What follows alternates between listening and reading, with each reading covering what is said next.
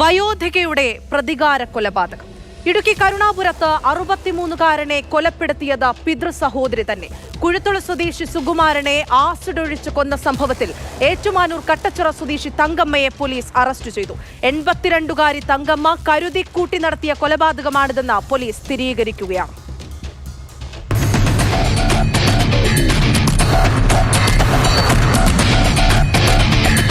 ഈ മാസം 24-നാണ് കരുണാപുരം കുളിത്തൊഴി സ്വദേശി സുകുമാരൻ ആസിഡാക്രമണത്തിൽ കൊല്ലപ്പെട്ടത്.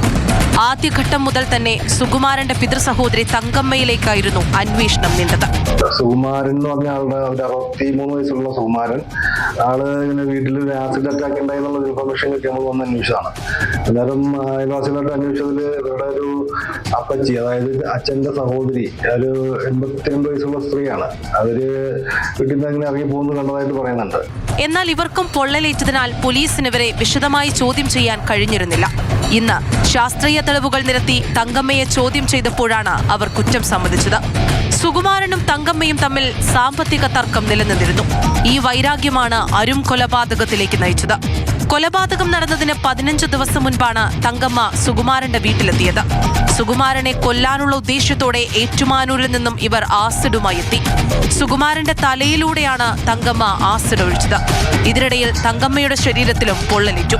ഇടുക്കി മെഡിക്കൽ കോളേജിൽ ചികിത്സയിൽ കഴിയുന്ന ഇവരുടെ അറസ്റ്റ് ഉച്ചയോടെ പോലീസ് രേഖപ്പെടുത്തി. മജിസ്ട്രേറ്റ് ആശുപത്രിയിലെത്തിയാണ് 82-കാരിയായ തങ്കമ്മയെ റിമാൻഡ് ചെയ്തത്. ആരോഗ്യനില മെച്ചപ്പെടുന്ന മുറയ്ക്ക് ഇവരെ ജയിലിലേക്ക് മാറ്റും.